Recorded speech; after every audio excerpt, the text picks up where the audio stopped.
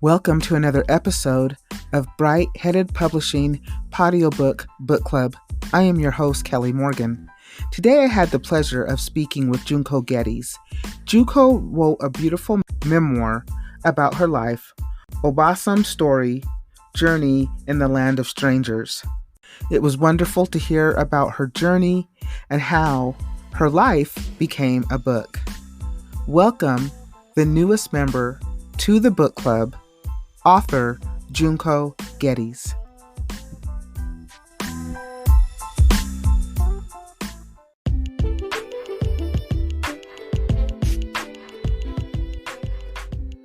Junko, thank you so much for being on the podcast with me today and being a member of the book club. How are you? Well, thank you. And thank you so much for having me. Oh, you're very welcome. I'm very excited to speak with you. I had a chance to look at your book. Now, your book is nonfiction? Yes, it is life of my memoir. So memoir. Okay. Yes. Great. And I've got lots of questions, but before we get into that, how did you decide that you were going to publish this book? What made you decide to publish? Yes, a lot of people ask me about that. Actually, that is the very beginning of my memoir, how it started. It started with my then 5-year-old grandson's question, and my grandson was about 5. We were playing cards with, and then all of a sudden, in the middle of the game, he looked at me and he said, "Oba-chan, you came from Japan, right?" It was just out of blue. That question was really, and it really struck me that that's true. None of my daughter nor my son, of course my grandchildren, they know about my life in Japan. I had a really happy, active life in Japan, and I never mentioned, so I decided to write my memoir for my family at the beginning. Then in the middle of writing, I realized, my gosh, I've gone through so much, and I conquered so many obstacles, and I thought maybe my experience might help other immigrants, women, and not just immigrants, women who went through breast cancer and divorce, my struggle, and how I, came out of my darkest time of my life. I thought that might help other women. They might think that they're not alone. There are other women here and they're going through same or similar experience, and I just wanted to reach out those women who are going through, similar experience. Just divorce alone, it's a huge thing, and to me, I fought cancer and divorce and so many obstacles, So I thought maybe some readers can benefit from my memoir. It sounds like you didn't really realize how much you had actually gone through until you started to really think about it. Exactly. Writing my memoir was very, very cathartic. It really helped me. And going back my past and thought about things I've been forgotten for ages. I had never visited that part of memory, and I went back and thought about it, and it really helped me a lot. It was very therapeutic. It sounds like it. So when you decided to write the memoir and get it published, did you find that that process was a little more difficult than you thought it would be? I don't know if it was more difficult. I never expected it to be easy, you know. So, and but my father published a book, his wartime memory, and he was lucky. Anyways, somebody helped me. Somebody was with him and helped me, to publish. I did not have anybody like that, so it was hard. But I did my own studying. I attended kind of a conference, authors conference once, and there I got a lot of information, and from that I started to look for publisher, So, but the thing is, you have to do your own search. You really have to understand what you really want. That is a major beginning, starting point. You have to know really what you want, what you're looking for. And in that case, I knew what I really wanted to, publish. And because I wanted to reach out worldwide, really bigger world, not just North America, And so I wanted to publish my book through big, well-known publishers. And I chose Burns and Noble and Amazon. And I self-published my, autobiography.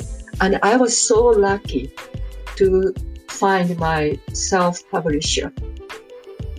So yeah, it can be a very daunting and challenging thing to try to take your manuscript and turn it into a book, because there is so much information out there.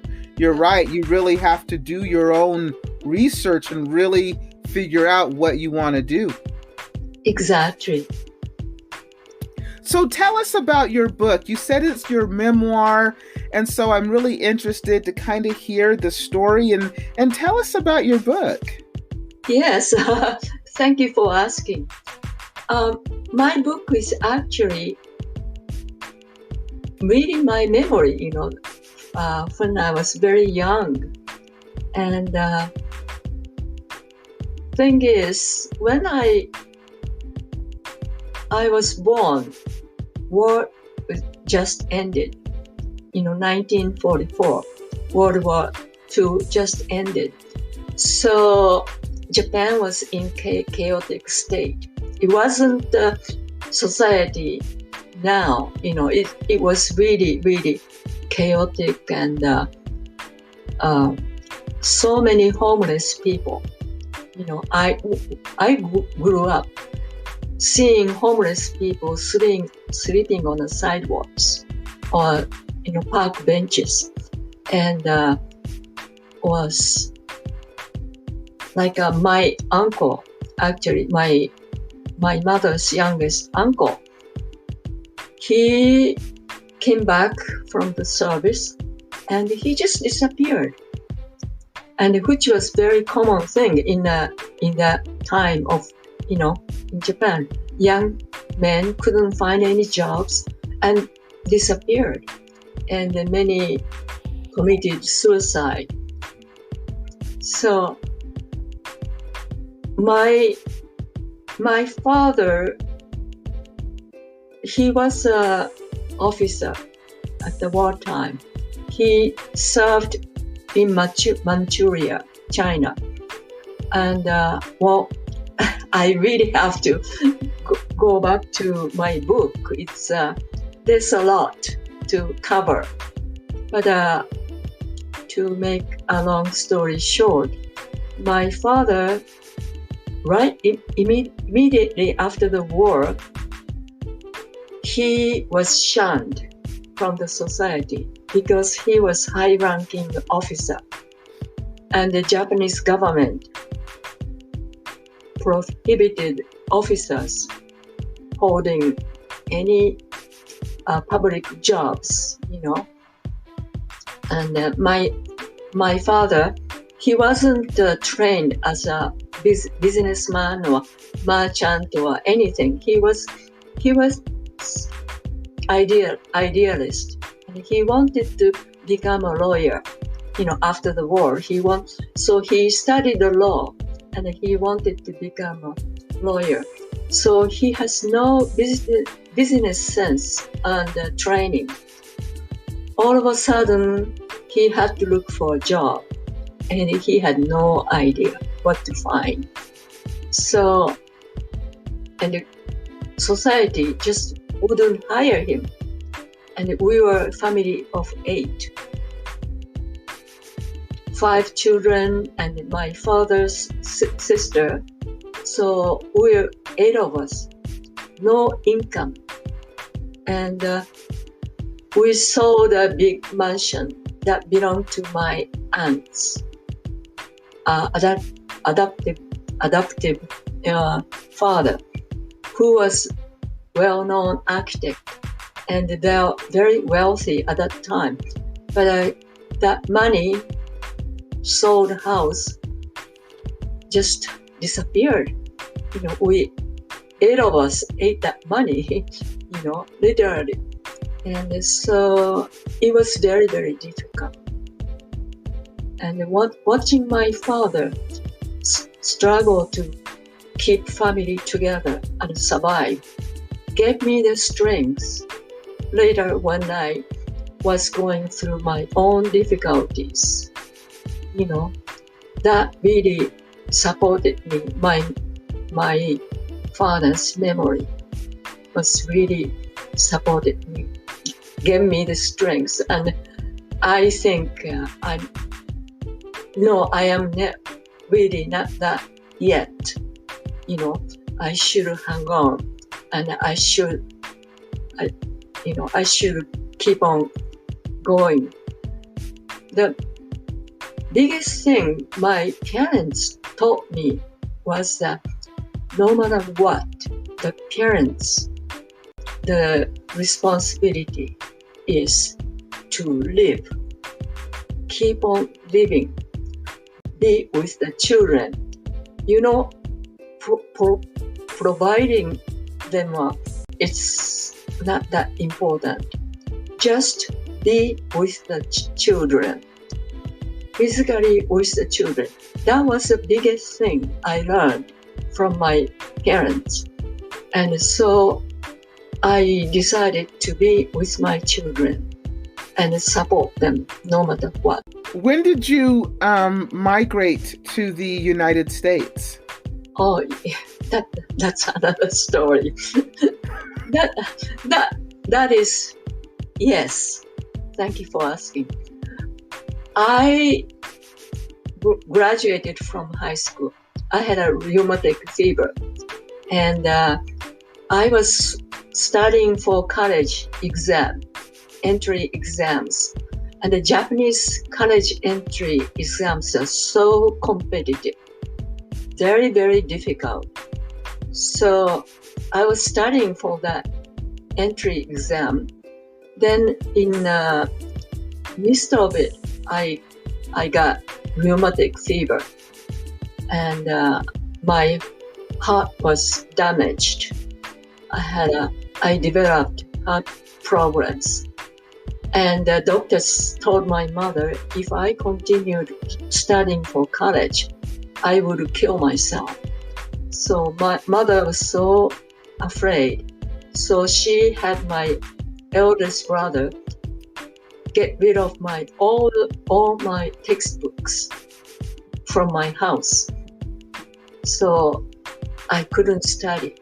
And because I had no energy to study anyhow. So I convalescent. And, but I just couldn't, I'm not the type to just lie down and, sleep all day long. I just couldn't do it. So I read a newspaper, Osaka newspaper, and there was an advertising vocational school and courses offered. It was sponsored by Osaka, prefecture government. So I registered myself to take those courses, particularly English concentrated courses, English typing, English conversation, business in English, and business composition, this and that. And after 3 months course, I was hired by the Japan's leading, trading company. And you come to think of it, that everything I chose was top of the line, sort of most sought after technology, like typing, English typing was very, very sought after. And English knowledge was very sought after. So I was immediately hired by this Japan's top company. And then I wasn't satisfied just working, So I met this English conversation professor from Osaka Foreign Language University. I went to see her, and because she taught our class English conversation. I went to see her and asked her, is there any way I could continue my English, education? And she said she was having private English group, conversation group, and everybody spoke in English. And she said, would you like to join us? And so I joined the group. And after the group, maybe after 2-3 months after I joined, she said to our group, this group, English is getting better. And I have this Canadian student from Canada, bright student. He has no friends, and I wanted to invite him to this group. And so both him and us will benefit from him, joining. So that was my ex-husband from Canada. And he was introduced to our group. And that's how I met my ex-husband. Wow. So you actually, back then, you're saying after World War II and after when you were in high school, English was very sought after. So you took these classes, you met your Canadian husband, and then did you migrate to Canada first and then the United States? Correct. Well, I didn't get married in Japan because his visa, a few months after we met, his visa was expiring. Although he applied for extension, he had to leave. So he left for Canada immediately after his visa expired. So I followed him. And so I was married in Vancouver, Canada. So, Junko, when you think about your book and your experiences, what are some lessons that you learned that you think would help women today, women who have gone through divorce and women who have survived cancer? What lessons do you share with us in your book? Yes, there are several lessons I learned. through my own experience. When I met my ex-husband, I was 18. I was too young, to know anything about love. And I was very strong. I was really concentrating for college entrance exam. And all of a sudden, that goal was disappeared. So I was really like a kite without strings. I was aimless and no experience about relationship or, my high school friends who wasn't college bound, they started to date. They had boyfriends and this and that. Some even got pregnant, And I knew nothing about relationship. And when I heard about my ex-husband, he was lonely. I felt sorry for him, And before he went back to Canada, I wanted him to be happy while he was in Japan. And he took my, gesture as my love. And I didn't know what I was doing. I had no idea what I was getting into. So, but now I know sympathy is not love. That's for sure. Sympathy is not love. That's one big lesson. I really think when you are a teenager, date. Go out and date and meet boys and fall in love. I never did that. And that was my biggest mistake. Fall in love and have fun. And it's okay, it is okay to fall in love. Sometimes you might get pregnant, but the experience of passion, love is very important. I never had it. I never had that experience. Even today, you've never had that experience?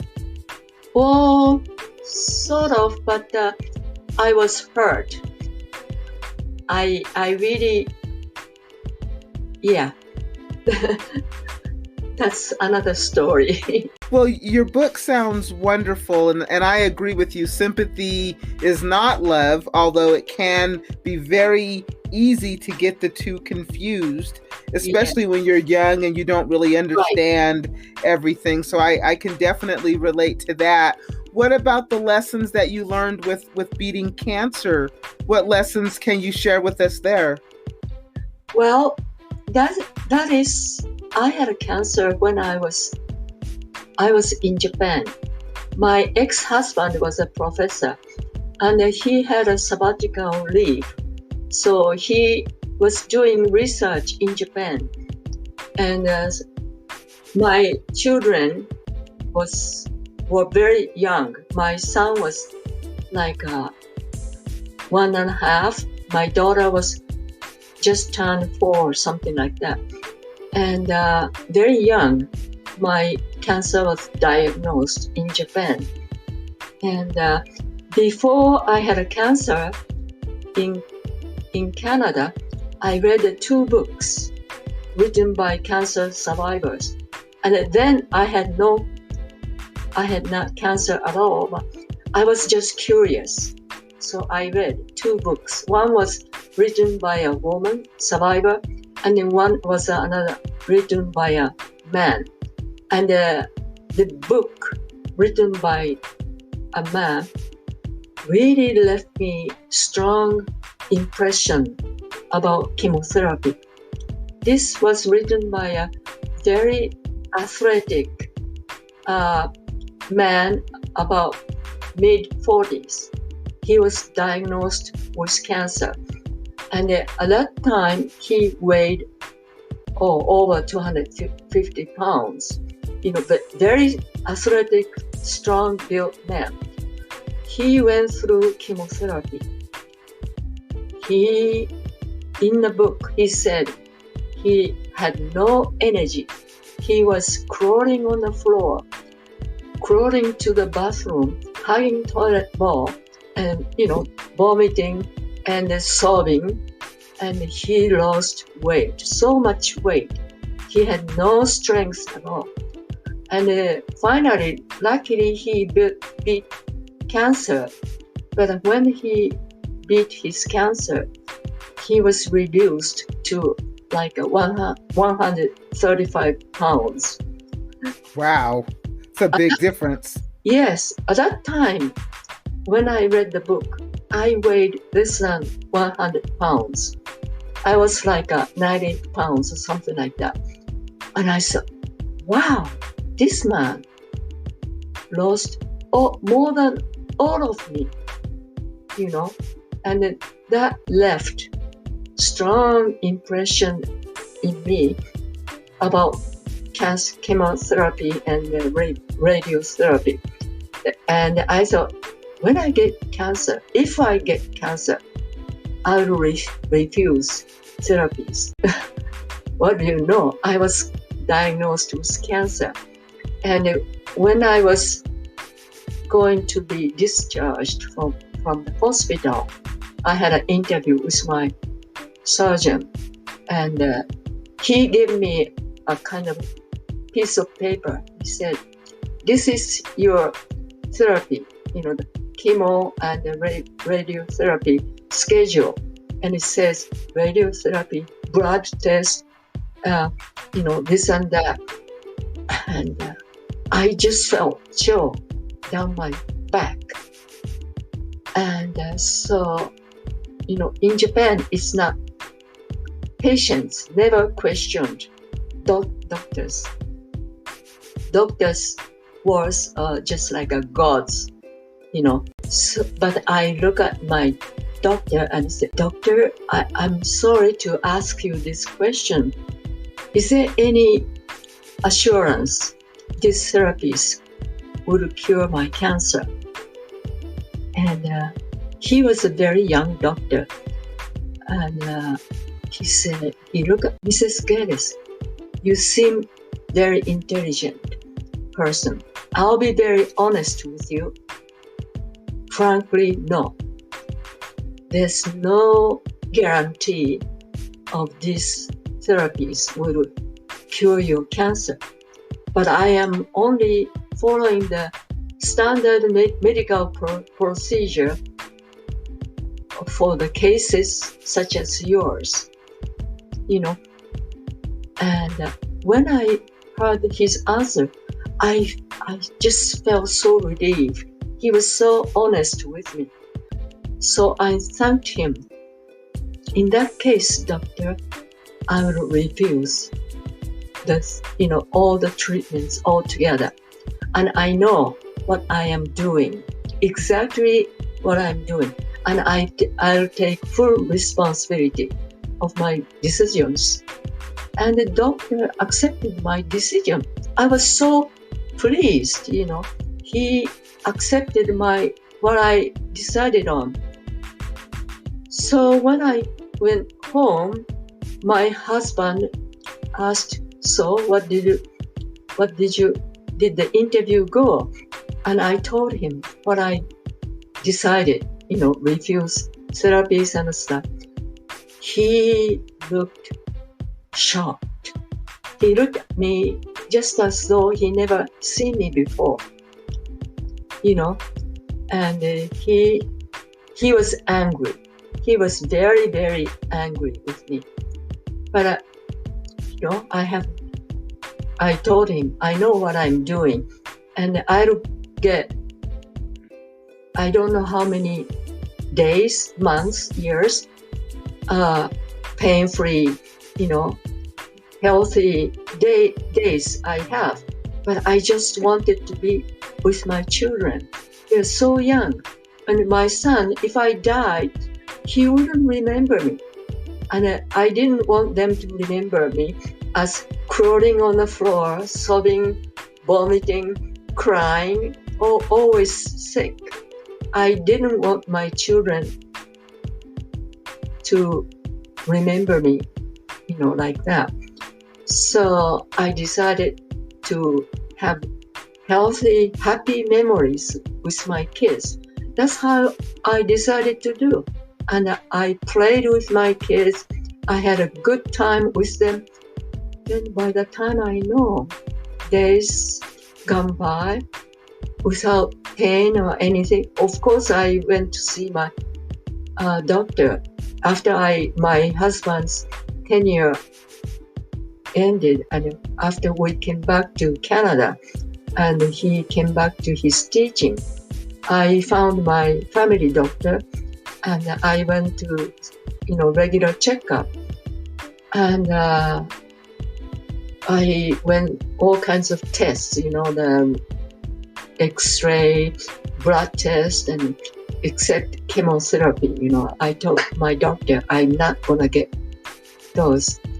So I was safe. It was life-saving decisions. I realized. So you actually refusing chemo and just deciding just to kind of live your life and spend your time with your children, yes, really is what saved your life.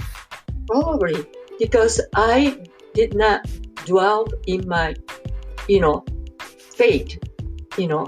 I didn't feel sorry for myself or anything. I never thought about cancer at all. I threw away,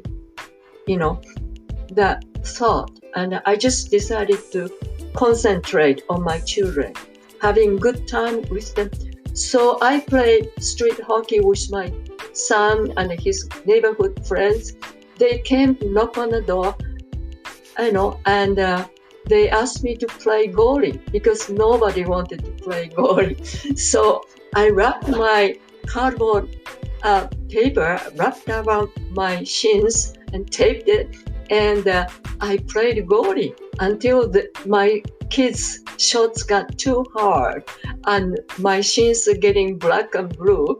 I couldn't take that anymore, so I said, no, I'm sorry, I can't do it anymore, But they're getting, But if you would have had the chemo, you wouldn't have been able to play goalie. Exactly. So, I guess the lesson is that you just decided not to accept the cancer diagnosis and just go spend that time with your children. Right. And actually play with them. And you made probably some fantastic memories, I'm sure. Oh, I have so many good memories with my children. Sure.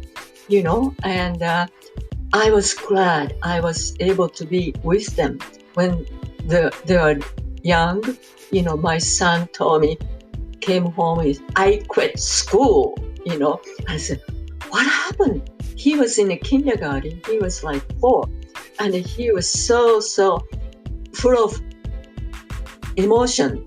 And a little child, when he was very upset, couldn't explain himself, and he was breathing hard. His nostrils, all wide open, breathing hard. He couldn't tell me, and I was glad I was there. Next day I took him to went school with him and spoke with the principal. My son refuses to go to school. I just would like to find out why. And, I found out why. It was such a little thing. My son is a very, very proud boy. When he was very young, very proud, even now, Anyways, apparently he spilled something, juice or something during the, snack time. And he was so embarrassed. He was so embarrassed. And he couldn't go to school next day. Little child, little thing is huge. It's weighs so huge. And when I went back to his classroom with vice principal, and the kids saw my son and, oh, Kaoru is here. Come on, Kaoru, let's play. And my son said, oh, and he walked in the class, and he started to play. And the vice president principal asked the homeroom teacher, what happened? And the teacher had no idea. And is anything happened yesterday? And she said, yeah, one thing I can remember is Carl spilled juice on the table. And it spilled on the floor, So I went, wipe the floor and the table and stuff. And Carl felt so guilty, embarrassed. And I said, oh my goodness. And then coming back home, I was so thankful I was with him. There are so many incidents like that.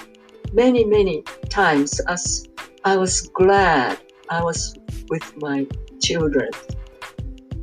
It sounds like you made the right decision. I'm so glad that you were able to come on the podcast and share the book. Tell us again what the name of the book is.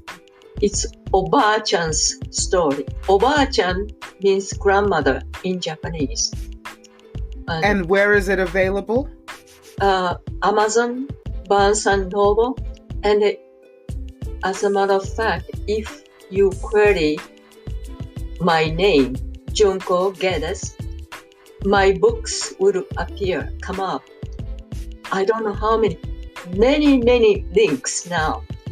It's been sold in Europe and Australia, New Zealand, and Asia, and England. All over, but it's not selling that much. But, it's out there. Well, congratulations that it is selling all over the world. It is worldwide. And that's a feat in itself. When you self-publish, it can be very challenging to market the book and get it out there. That can be the toughest part of self-publishing and being an author, which is why, we have the podcast. So hopefully, the podcast will be able to help you sell books as well. I'm so happy that you came onto the podcast. I will make sure that the links are available in the podcast description so that when people go to find the book, they will be able to find it. Is this your only book, Junko? Do you think you yes, are going to? Well, I am thinking of writing something else, but I haven't really started yet. But I have an idea. I have this dream of writing, and so who knows? Well, if you decide that second book is going to actually manifest into a book, you'll definitely have to come back on the podcast and tell us about it. Thank you so much for being here with me today. I really appreciate it. Oh, thank you so much.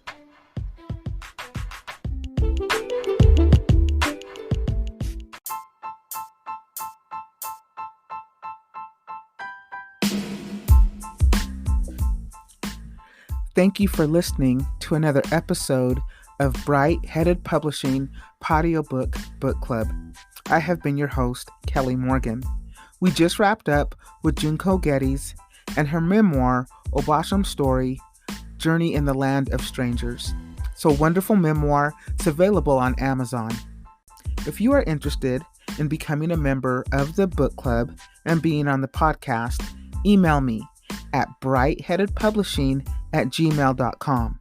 I'm also on social media, Instagram, BHPLCC, and on Facebook, Bright Headed Publishing and PHB Audiobook Book Club. I'm also on LinkedIn, Bright Headed Publishing. Feel free to reach out if you are interested. Also, if you support authors, like you're an editor or an illustrator, we want you too. Thank you again for listening to another episode. Until next time, keep writing.